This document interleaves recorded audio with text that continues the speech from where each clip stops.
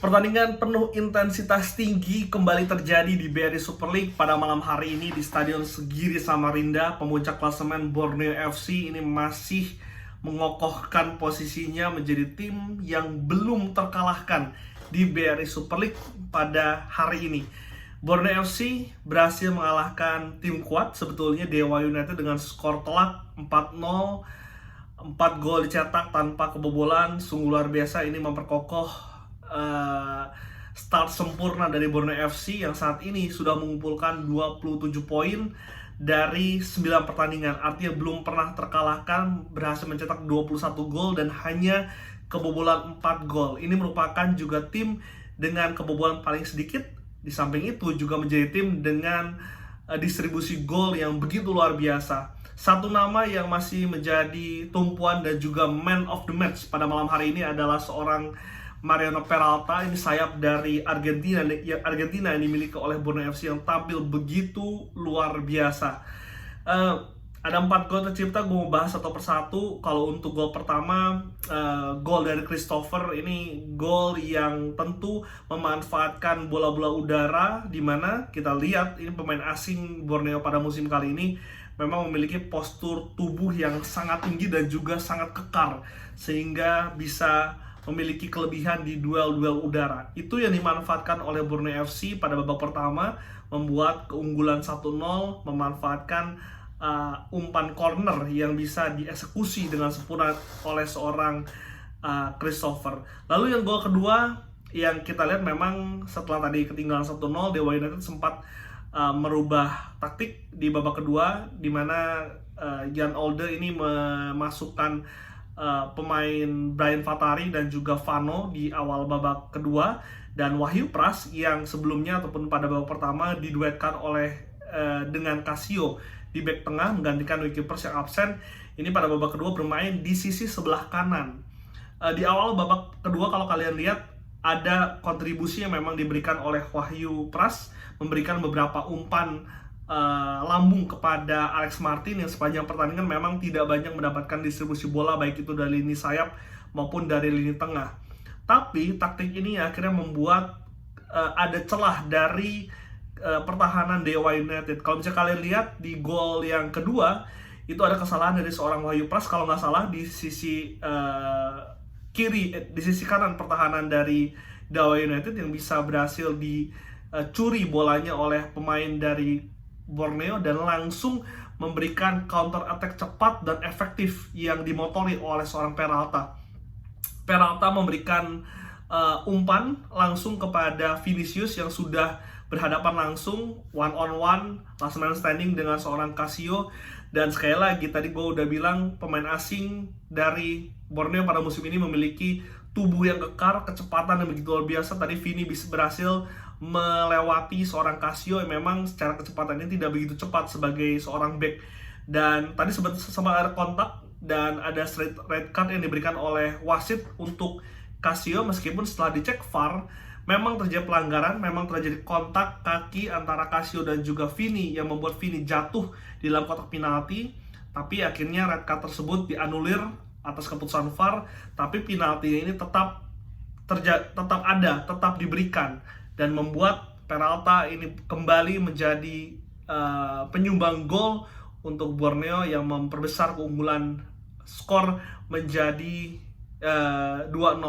Dan setelah gol itu memang tampak Dewa United semakin terganggu, semakin tergoncang, dan kembali sekali lagi Peralta di sisi kiri ataupun sisi kanan pertahanan Dewa United ini memberikan tusukan, karena kalau kita lihat perbandingan kecepatan antara Peralta dan juga Wahyu ini ada sedikit gap di situ. Wahyu beberapa kali sempat keteteran, dan bahkan tadi kalau kalian lihat ada di menit 83 setelah Borneo unggul 3-0, sempat adu sprint Wahyu dan juga Peralta. Tampak terlihat dari wajah Wahyu Pras ini begitu ngos-ngosan, begitu lelah meladeni Peralta yang tampil begitu luar biasa, bahkan masih mampu mencetak gol keempat untuk Borneo di penghujung laga.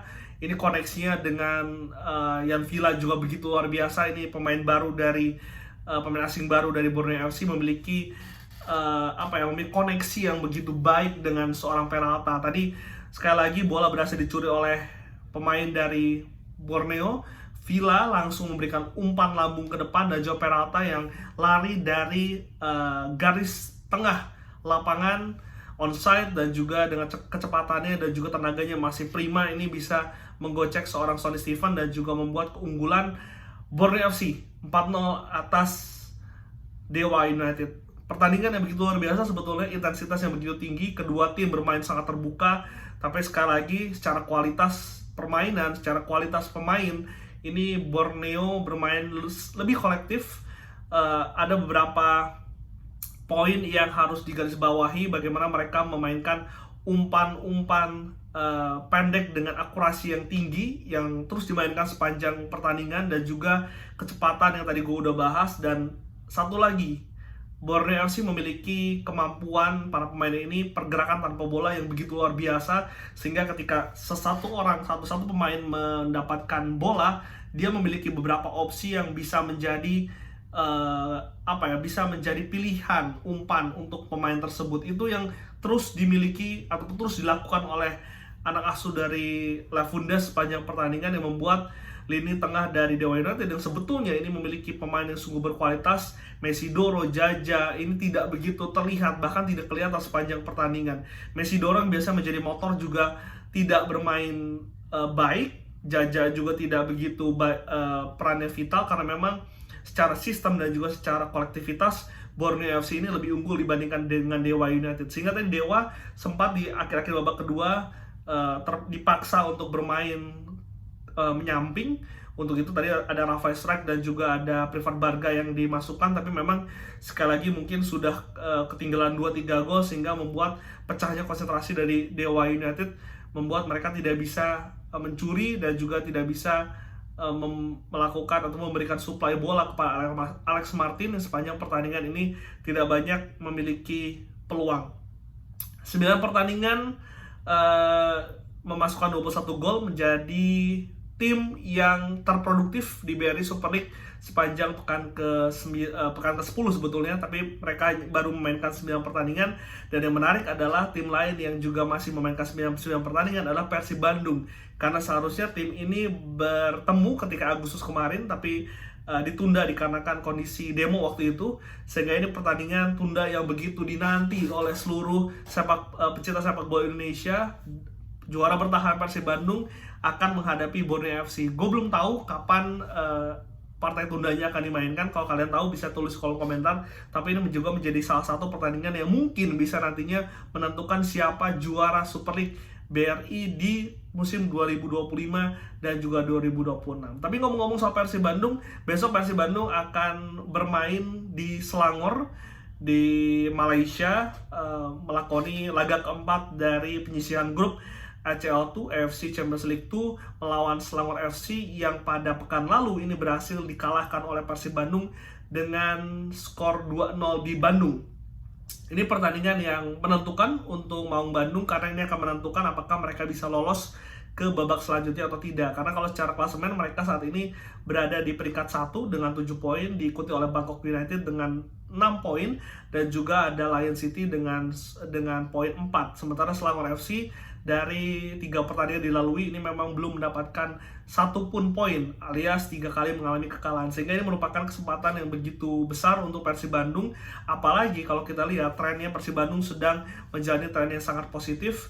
5 pertandingan setelah kalah melawan Persita Tangerang di Bali, ini menyapu bersih 5 kemenangan tanpa kebobolan satupun, sehingga ini ruang ganti dari Persib Bandung, anak asuh Bojan Hodak, sedang berada di titik tertinggi.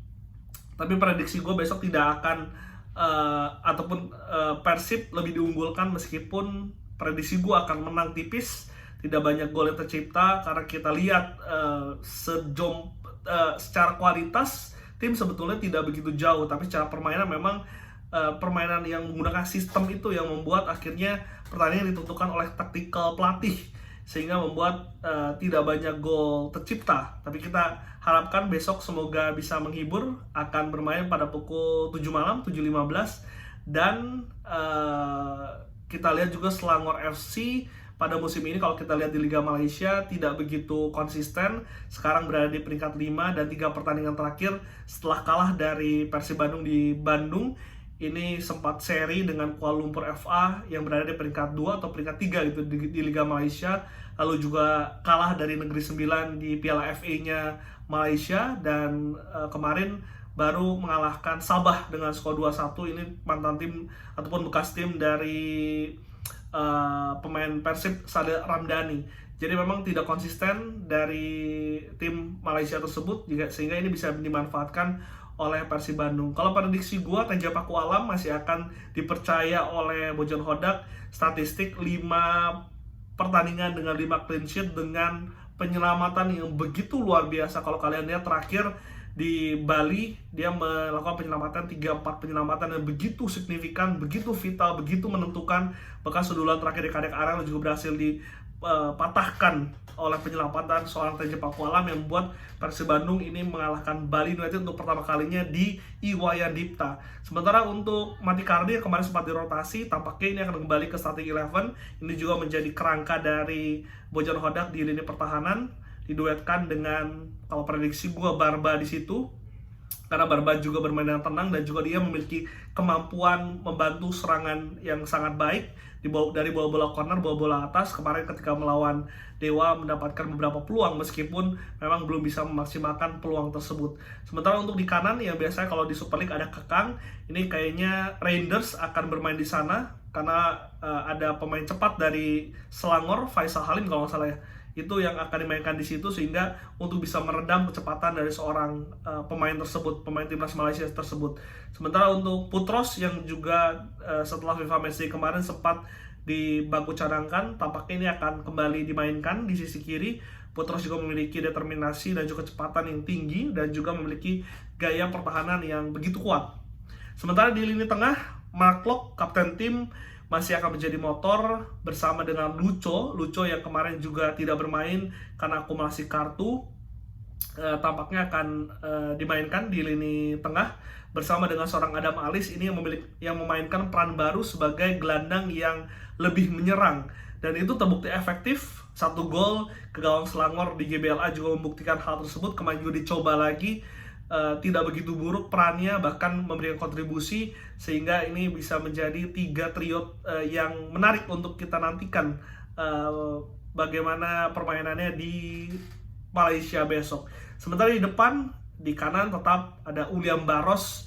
Ini pemain underrated, berkali-kali gue bilang, pemain yang memiliki dribbling yang begitu luar biasa, finishing yang sangat baik, berkontribusi begitu cepat, adaptasi begitu cepat, yang bisa menggantikan seorang Ciro Alves di situ.